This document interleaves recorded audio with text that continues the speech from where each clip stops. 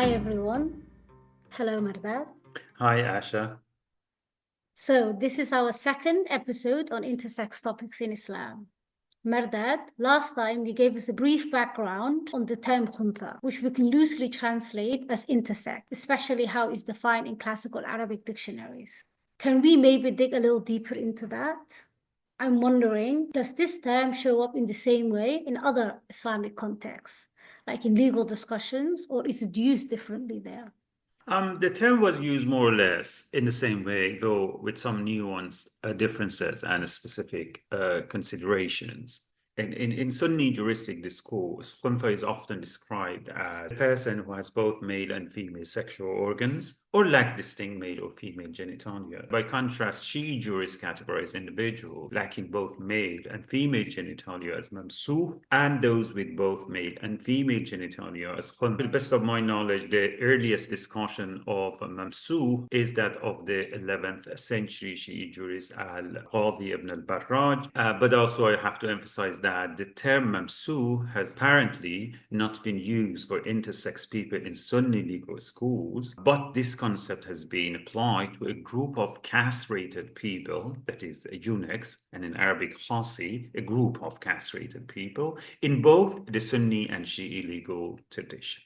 So, what are the signs or markers that identify someone as intersex? And more broadly, what kind of indicators did Muslim jurists look at when trying to determine a person's sex? Jurists have established several primary markers to determine the sex or nature of such individuals. For example, the source of urination and the number of ribs of the khuntha's, as well as secondary markers such as facial hair for males and menstruation and breasts for females. And depending on the primary or secondary markers, Muslim jurists placed khuntha's into two categories. The first category is called in Arabic al-khuntha ghayr al-mushkil, uncomplicated intersex, those individuals whose sex may easily be assessed using primary markers during childhood or secondary markers after puberty. And the second group is called al-khuntha al-mushkil, roughly complicated intersex, those individuals whose sex cannot be determined through primary or secondary markers, making it impossible to assign them a sex. Due to limitations on medical knowledge, classical Muslim legal and medical experts were able to assign a sex only to those individuals whose visible sex characteristics, including sexual anatomy or reproductive organs, differed from the norm. Individuals with different hormonal or chromosomal patterns who had no physical manifestations were categorized as male or female based on their visible sex characteristics. For this reason, classical discussions of khuntha and mamsuh did not encompass every individual who at present would be classified as intersex. I hope it makes sense. Yes, it does. Thank you. So, in what kind of discussions or sections do intersex related topics usually come up in Islamic legal texts?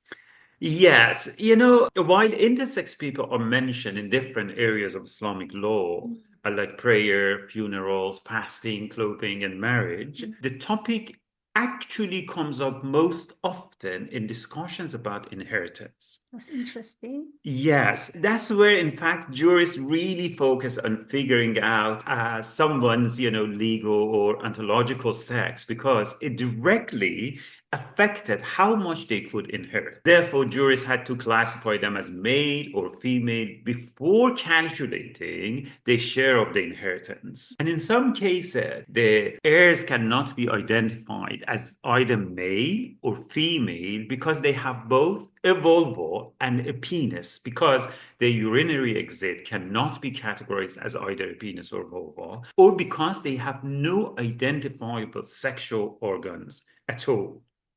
And with regard to people with neither a penis nor a vulva, which, as I mentioned in Shi context, they call mabsu, some jurists hold that drawing lots, qur'a in Arabic, is the appropriate method to determine the share of the inheritance. Inheritance law on intersex people with both a vulva and a penis, that is khuntha, was based on hadith reports, whether hadith from the Prophet or the Prophets and Imams in the Shia context. And these hadiths addressed two primary sex indicators, urination and the numbers of ribs. There was a strong consensus among classical jurists that urination is determinative.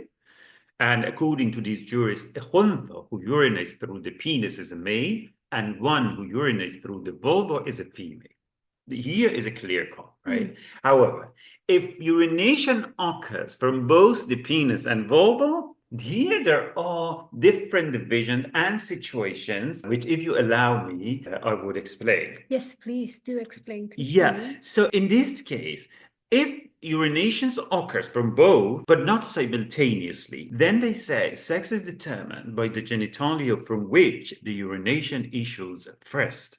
However, if urination occurs from both orifices simultaneously again, then one should consider the orifice from which it ends. Interesting. Yeah, and in all these cases, the huntha may be identified as male or as female. Those people were classified as al-huntha غير المشكل again, right? So they're not complicated huntha. They're determinate or uncomplicated. So then there is a more complicated scenario or case where a huntha's urination begins and ends from both orifices simultaneously. Then the individual sex is a matter of dispute. So here, a jurist cannot determine the sex or the nature of that individual. And according to the majority position, particularly in the Shi'i context, this person is a huntha mushkil. So such a person has the right to half of the male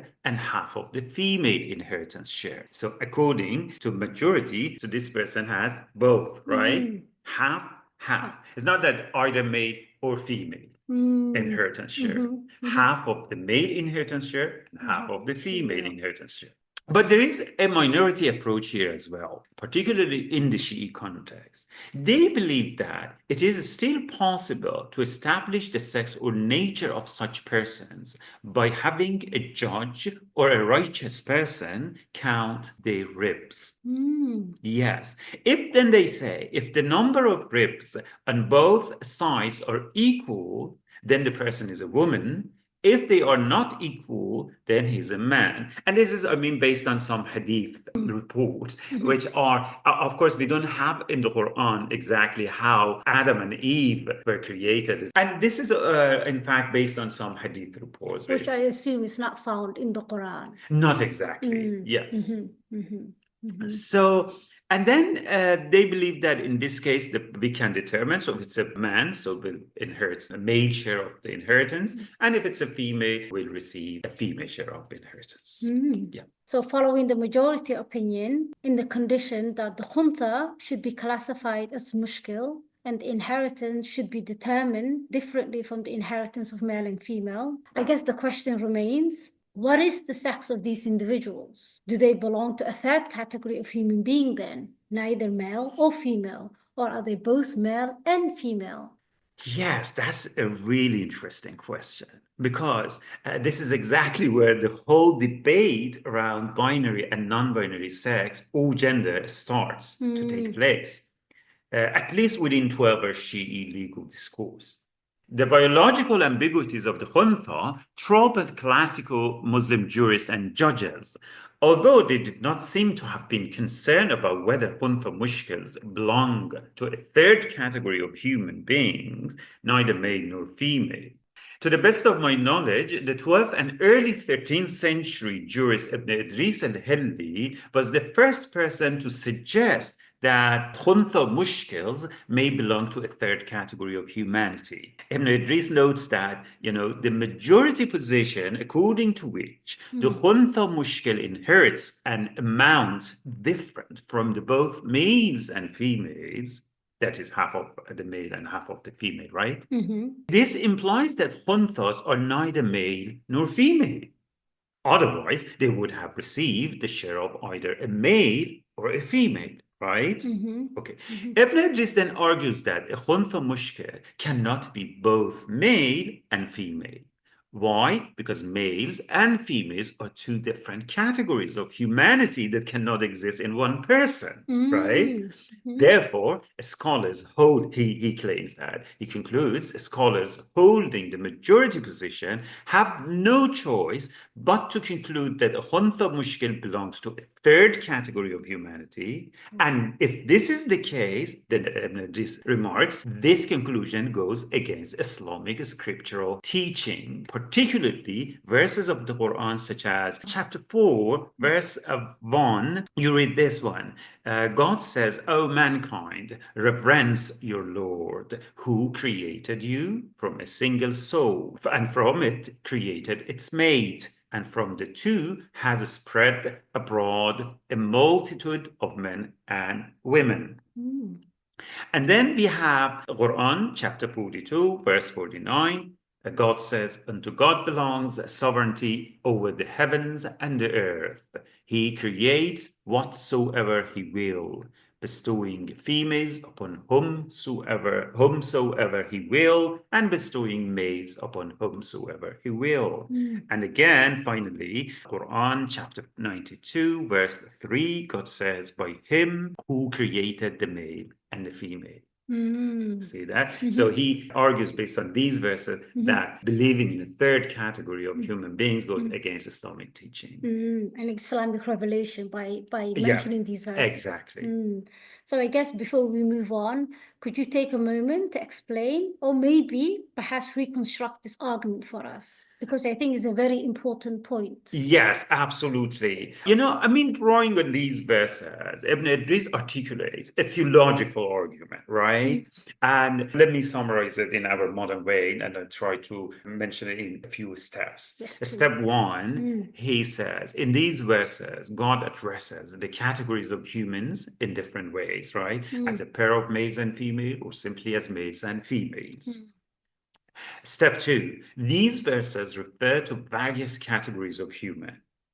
Step three, however, in all the aforementioned verses, God mentions only two categories. So in step two, we learned that the verses refer to various categories of humans, right? And despite that, in every case, God only mentions two categories. That is male and female, right? So he does not mention a third category, or in Arabic, as he phrased it, قسم ثالثة, such as intersex or huntha. Step four, if there were a third category of humankind, like intersex, he, namely God, would have informed humans about this group out of his grace, imtinan. And step five, Ibn Idris continues as such, I'm rephrasing, right? Because he, meaning God, did not inform us about such a group, we may infer that males and females are the only groups of humans and there is no other or third category. This is the way in which Ibn Idris tries to argue against intersex people being a third category of human beings. Sorry to cut you off. But we have come to the end of our time. This has been such an interesting discussion. It's been very important and informative discussion, to say the least, one that I'm sure that many of us are not aware of. And I look forward to our third and final discussion on the topic of intersex. Until then, thank you very much, Mirda. No problem. Thank you.